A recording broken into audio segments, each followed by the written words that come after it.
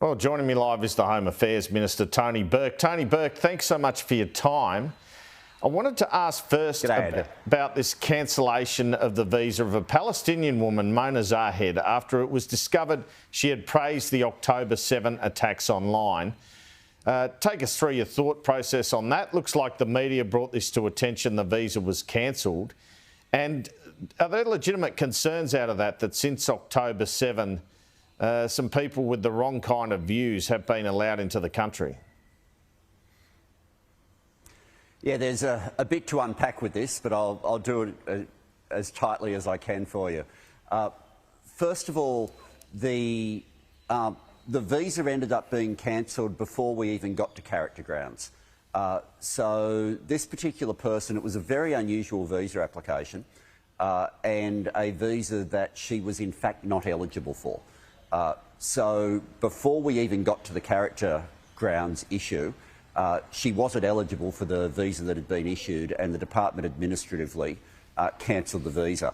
If I explain how unusual this application was, this was someone from Gaza who was not going through the humanitarian visa process that we've got in place, or even for a visitor visa for that matter, but who'd applied on the entertainment stream, where the presumption of that visa is you are coming for a fixed tour where the tickets are being sold, the dates are all in place, and your intention is then to return to the country you came from.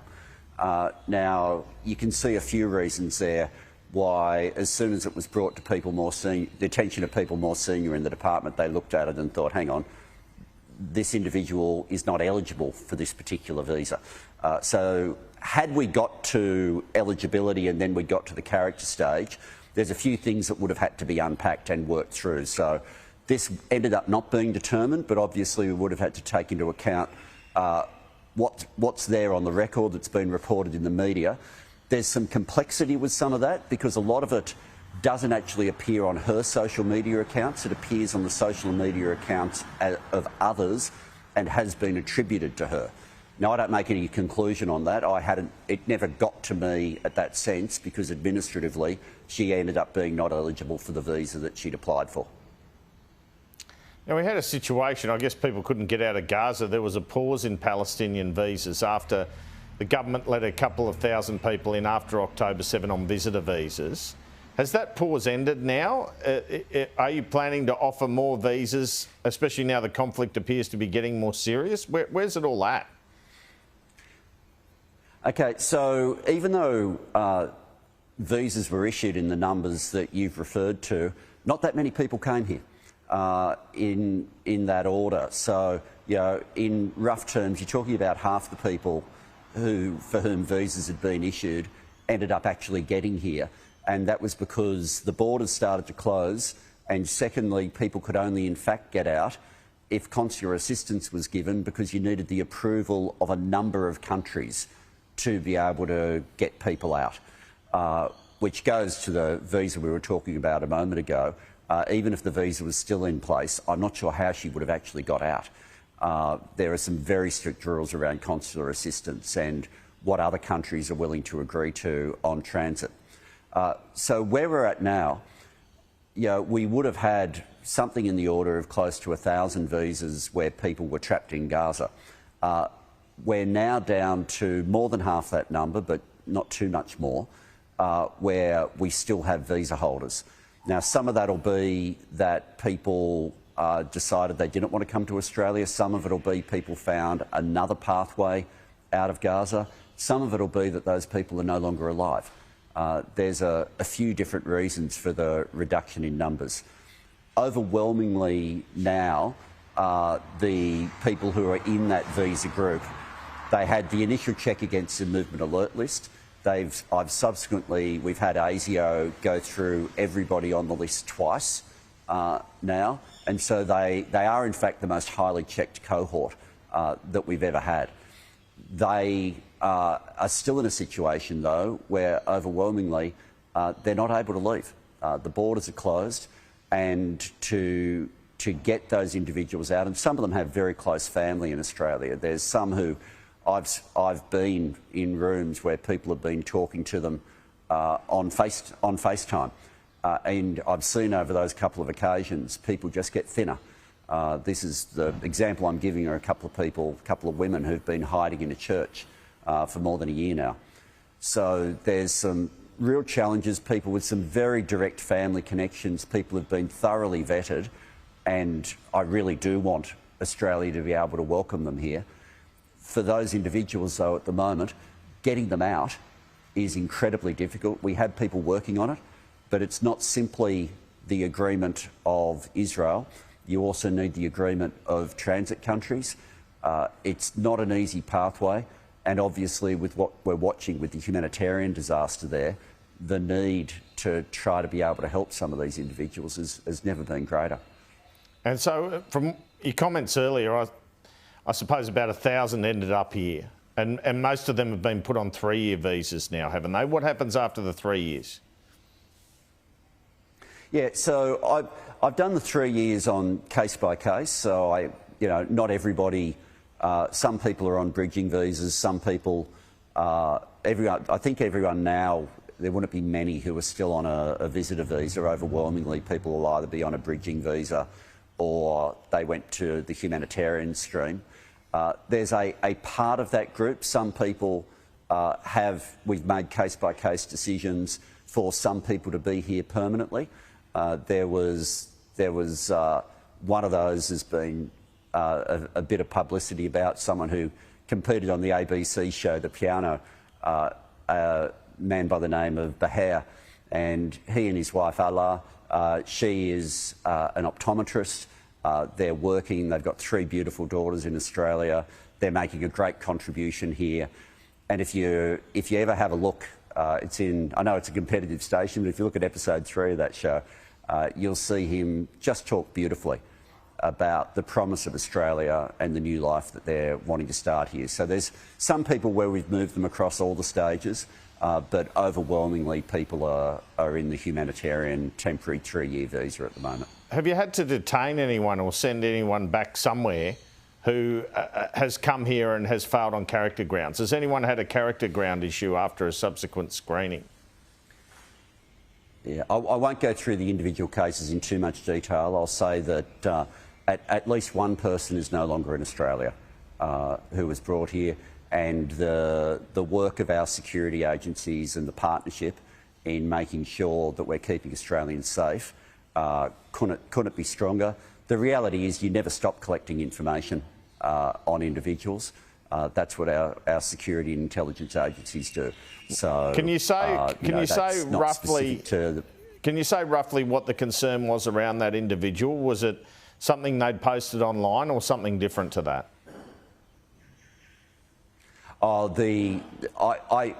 We share this work between myself and the assistant ministers. I didn't do that particular case. I've been briefed at a high level with respect to it.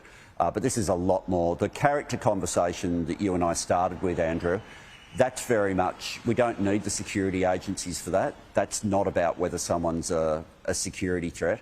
That's entirely a values proposition as to whether or not we're contributing to social cohesion or not. There are some tougher tests that are done by the security agencies, and those issues are never stop being dealt with, and we have a really high degree of caution. We don't offer for people to even go onto the 3-year humanitarian visa unless we've got a pretty high degree of confidence. But this individual then, was this perceived to be some potential terror threat or anything of that nature? Oh, we're not looking at anything of that nature, and there's been no situation where there's anything that I've been briefed where there was any risk of harm to Australians. I can give you that absolute assurance.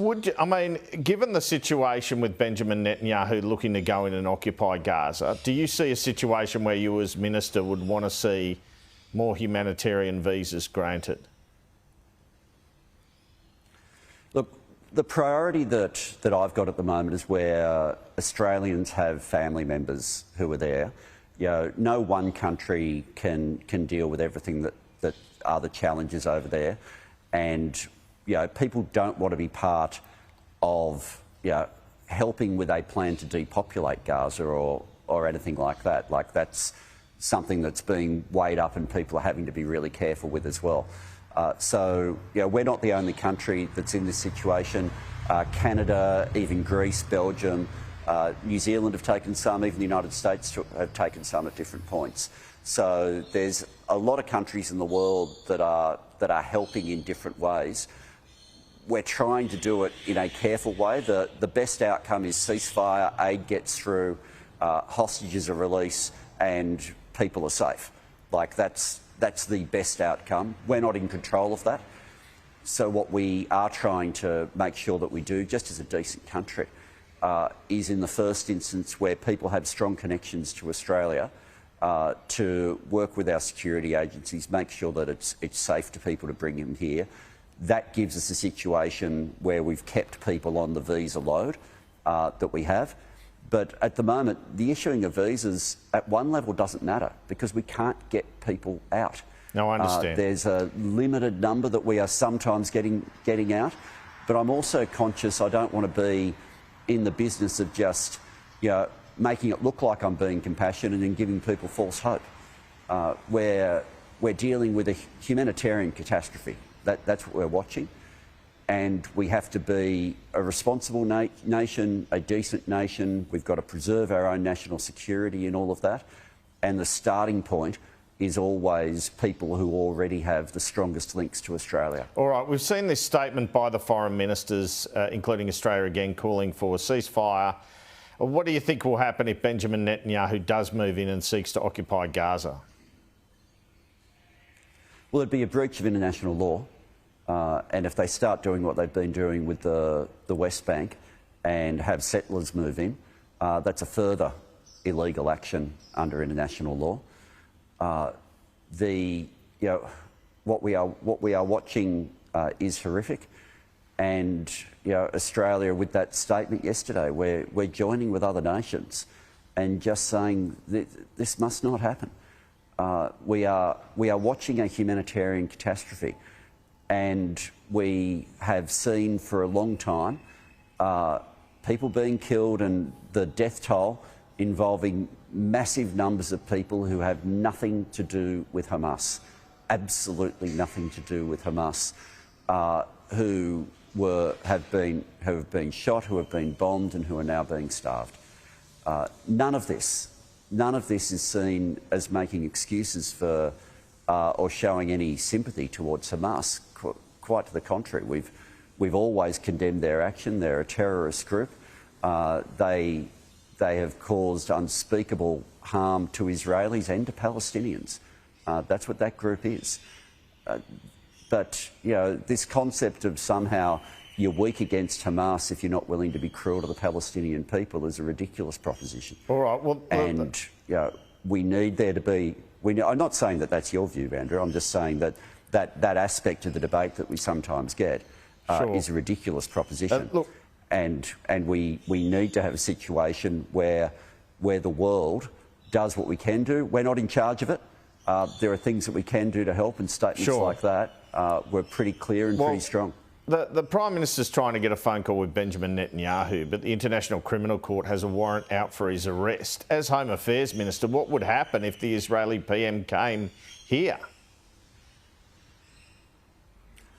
Oh, Penny Wong's previously been asked on this, where we're not dealing with hypotheticals. We're not dealing with any of that. We have a respect for international institutions, which Penny Wong as Foreign Minister has referred to before, but we don't get into that hypothetical. The Foreign Minister hasn't, the Prime Minister hasn't, and I'm not going to. So you wouldn't say whether he'd be arrested or left alone? I just said I'm not going to go into it. That means I'm not going to go into it.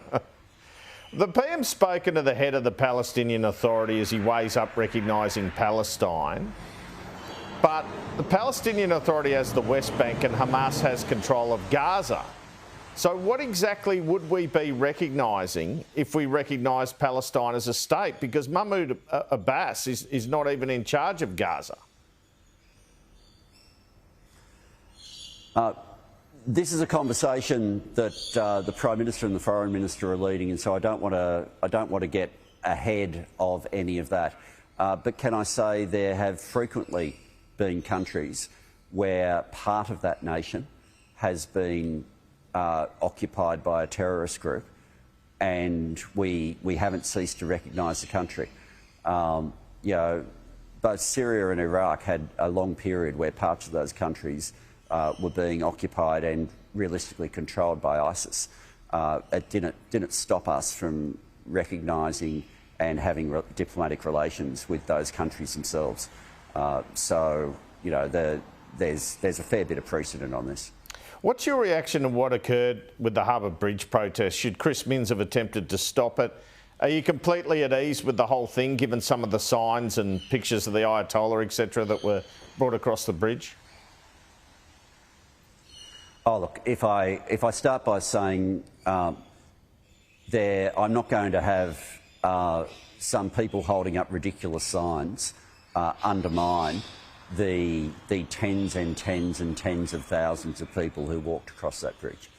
I think the families and the people who were there just wanting to stop the killing and wanting to add their voice to that, you can't associate them in any way, shape or form with a small number of people holding up ridiculous signs. I'm not sure that I've ever been to a protest where there isn't someone holding up a ridiculous sign. And yeah, you can see there can be some demos where everything's absurd and everything's over the top. This certainly was not that. There's no way that it was all that. Right. The state approval issue, the traffic issue, I'm a federal member, I don't get into any of that. What I'll say is good people walked across that bridge for the right reason, feeling helpless in so many ways to be able to stop something that they needs to stop. And it was a good statement, well made and well heard. The opening up of the student cap announced last week by you and Jason Clare, lifting the number of international student visas here a year from 270,000 to 295,000. Why have you decided to do this? Because clearly migration is still putting a strain on housing. Yeah, it's still 8% below where the student numbers had previously been at. The key thing here to remember with international education, yes, it's an important export for Australia, but there are lots of industries that have to provide a home for their workers. This is the only one I can think of where you've got to provide a home for every customer. International education has a particular obligation to be able to help with student housing, and particularly the larger universities, a whole lot of them had not been pulling their weight, they'd simply outsourced that job. In the increase that we've done, we've made very clear to international education generally, the universities in particular, you need to pull your weight on student housing. You know, it is an unusual industry in that way, and that's what we expect. We want the industry to do well, we want the industry to thrive, but we want them to carry the responsibility and not simply outsource to others the obligation there is to provide a home for these students. You're yet to announce a permanent migration figure for the year. Could it be that for the first time ever, Australia breaks the 200,000 mark in terms of permanent migration? I'd say a couple of things on this. At the moment, we're processing on the same numbers as last year. So at the moment, the way we're processing certainly doesn't do what you've just described.